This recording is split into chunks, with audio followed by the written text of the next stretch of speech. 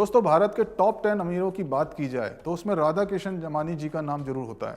2020 में आप fourth richest Indian थे और इनकी नेटवर्थ उस समय 16.5 बिलियन US डॉलर आंकी गई। 67 साल के राधा किशन दमानी डी-मार्ट कंपनी, जो कि सुपरमार्केट चेन है, उसके मालिक हैं। राकेश झुनझुनवाला जैसे विख्यात स्टॉक मार्केट इन्वेस्टर्स ने इन्हें स्टॉक मार्केट का गुरु बोला है, क्योंकि इन्होंने बहुत कम समय में शेयर बाजार में अपनी पहचान बना ली। हाल ही में डी-मार्ट ने 1.5 trillion US dollar market cap milestone को छुआ है, जिसने डी-मार्ट को देश के बिग बाजार और अन्य स्टोर से बड़ा बनाया है। इस खबर के कुछ ही दिनों बाद डी-मार्ट के मालिक राधा किशन दमानी ने शिव नादर, उदय कोटक, गौतम अडानी जैसे लोगों को पीछे छोड़ते भारत के दूसरे सबसे बड़े अमीर आदमी बन गए। खैर, तो ये है डी-मार्ट स्टोर्स के मालिक राधा किशन दमानी के बारे में कुछ ब्रीफ। आइए उनके जीवन में एक गोता लगाएं और जानें इस इंस्पिरेशनल पर्सनैलिटी के बारे में। नमस्कार दोस्तों, स्वागत है आपका आपके अपने चैनल मैग्नेट रूट में। अगर आप इस चैनल में नए हैं तो चैनल को सब्सक्राइब करना ना भूलें और ऐसे वीडियोस देखने के लिए बेल आइकन को दबाएं ताकि आप कोई भी अपडेट मिस ना कर सकें। तो दोस्तों, राधा किशन दमानी जी का जन्म राजस्थान के बीकानेर में 1954 में एक मारवाड़ी परिवार में हुआ। उनके पिता शिव किशन जी दमानी दलाल स्ट्रीट में एक स्टॉक ब्रोकर थे। राधा किशन दमानी जी ने बॉल बेयरिंग में एक व्यापारी के रूप में अपना करियर शुरू किया था। शेयर मार्केट में प्रवेश करने का उनका कोई भी इरादा नहीं था, लेकिन भाग्य ने उनके लिए कुछ और ही तय किया था। अपने पिता की मृत्यु के बाद उन्हें उस व्यवसाय को बंद करने के लिए मजबूर होना पड़ा और उन्हें अपने भाई के साथ स्टॉक ब्रोकिंग व्यवसाय में शामिल होना पड़ा, जो उनके पिता से विरासत में मिला था। तब वे 32 वर्ष के थे। उन्हें उस दुनिया के ओर छोर के बारे में या उस बाजार के काम करने के तरीके के बारे में कोई भी जानकारी नहीं थी, जिसे स्टॉक मार्केट कहा जाता है। उन्होंने शेयर बाजार में एक सट्टेबाज के रूप में शुरुआत की। कुछ ही समय में वो समझ गए पूंजी विकसित करने के लिए उनका तरीका सही नहीं था और इसलिए महान वैल्यू इन्वेस्टर चंद्रकांत संपत से प्रेरणा लेते हुए उन्होंने एक लंबी अवधि के लिए इन्वेस्ट करना शुरू कर दिया। दमानी जी को पैर जमाने में कुछ समय लगा और उनके कुछ शुरुआती दाव भी विफल हुए, लेकिन जब से उन्होंने क्राउड मेंटलिटी की रणनीतियों का पालन न करने का फैसला लिया, तब से वह सफल होने लगे। उनकी रणनीति अक्सर सरल होती थी, उनका विजन लॉन्ग टर्म होता था। धीरे धीरे उनका फैसला सही होने लगा। आगे कुछ सालों में उनका नाम दलाल स्ट्रीट के बड़े लोगों में शामिल हो गया। शेयर में इन्वेस्ट करके राधा किशन दमानी जी ने 1980 के दशक के अंत और 1990 के दशक की शुरुआत में अपना भाग्य बनाया। वह उन लोगों में से एक थे जिन्होंने बिग बुल हर्षद मेहता का सामना किया और उन पर नजर रखने में कामयाब रहे।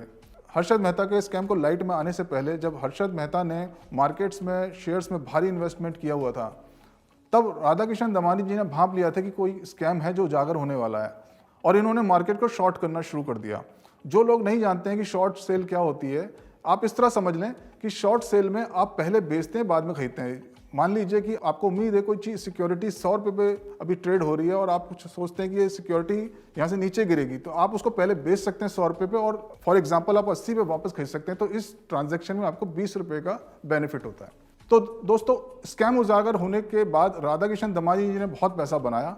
उनका कहना था कि अगर हर्षद कुछ दिन और बुल फेस को कंटिन्यू कर लेता तो उनके हाथ में कटोरा आ जाता। हर्षद मेहता के इस महाकाव्य लड़ाई और सफलता ने राधा किशन दमानी जी को शेयर बाजार का एक लीजेंड बना दिया और इस स्कैम के बाद उन्होंने सिर्फ long term value based investments पर ही फोकस किया। ऐसी कई बड़ी जीत के कारण राधा किशन दमानी जी हमारे समय के सबसे मूल्यवान इंडियन निवेशक के रूप में विकसित हुए। शेयर बाजार में वह दो टोपी पहने नजर आते हैं। एक तरफ वो ट्रेडर हैं जो बाजार की नब्ज को समझते हुए स्पेकुलेट करते हैं, जैसा उन्होंने हर्षद मेहता स्कैम के समय किया था, शॉर्ट सेल करके। वहीं दूसरी तरफ राधा किशन दमानी जी एक वैल्यू इन्वेस्टर हैं जो लंबे समय के लिए कंपनी पर दाव लगा रहे हैं। शेयर बाजार के सबसे बड़े आइडियल वॉरेन बफेट के समान। इतने ऊंचाइयों को छूने के बाद 2001 में उन्होंने अचानक शेयर मार्केट छोड़ दिया और रिटेल इंडस्ट्री में एंट्री करने का सोचा और फिर उन्होंने डी-मार्ट खोला। राधा किशन दमानी जी ने नेरुल, नवी मुंबई में अपना बाजार की फ्रेंचाइजी ली थी, जहां उन्होंने डी-मार्ट की शुरुआत से पहले खुदरा व्यापार के बारे में कुछ नया सीखा। 2002 में उन्होंने डी-मार्ट के अलावा अलग अलग जगह पर प्रॉपर्टी खरीदना शुरू किया। उन्होंने ठाणे और नवी मुंबई के बाहर कुछ संपत्तियां खरीदी, जहां संपत्तियों की दरें इस धारणा से कम थी कि वो संपत्ति आवासीय क्षेत्र के अंतर्गत आ जाएंगी। अधिकांश डी-मार्ट स्टोर स्वयं राधा किशन दमानी जी के स्वामित्व में ही हैं। 2011 में उनके पास डी-मार्ट के 25 स्टोर थे और वर्तमान में उनके पास पूरे भारत में 234 स्टोर हैं। डी-मार्ट भारत का तीसरा सबसे बड़ा रिटेल ब्रांड है। राधा किशन दमानी जी को हमेशा अपने ऊपर और अपनी इन्वेस्टमेंट फिलॉसफीज पर बहुत विश्वास था। 1995 में कई शेयर धारकों ने उन्हें बैंकिंग क्षेत्र में निवेश ना करने का सुझाव दिया, क्योंकि उन्होंने HDFC के बहुत सारे शेयर खरीदे थे। लोगों ने उन्हें सलाह दी कि बाजार में कई और लाभदायक शेयर हैं, ताकि HDFC जैसे छोटी कंपनी में अपना पैसा और समय बर्बाद ना करें। कुछ ही वर्षों के बाद HDFC शेयर एक मल्टी बैगर साबित हुआ।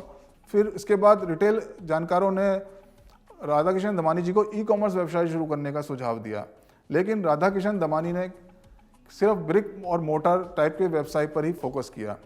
आज डी-मार्ट भारत के सबसे सफल और लोकप्रिय स्टोरों में से एक है। राधाकिशन दमानी जी को मिस्टर वाइट के नाम से जाना जाता है, क्योंकि उन्हें सफ़ेद कपड़े पहनना पसंद है। वो हमेशा मीडिया से दूर रहते हैं। अभी तक उन्होंने किसी भी मीडिया चैनल पर इंटरव्यू नहीं दिया है। राधाकिशन दमानी जी बहुत कम बोलते हैं और अपने विनम्र व्यक्तित्व के धनी हैं। वह एक ऐसे व्यक्तित्व बनने की प्रेरणा देते हैं जिसके कार्य उसके शब्दों से अधिक ऊंचे हों। तो दोस्तों, आज का वीडियो यहीं ख़त्म होता है। मुझे आशा है कि आपको रियल इंस्पिरेशन से भरा ये वीडियो पसंद आया होगा। इस तरह के और वीडियोस देखने के लिए आप हमारे चैनल को सब्सक्राइब करें और बेल आइकन को दबाएं, ताकि कोई भी इस तरह का वीडियो या कोई भी अपडेट आप मिस ना करें। और कमेंट सेक्शन में आप जरूर बताएं कि अगला वीडियो आप कौन सा देखना चाहते हैं। Thanks for watching.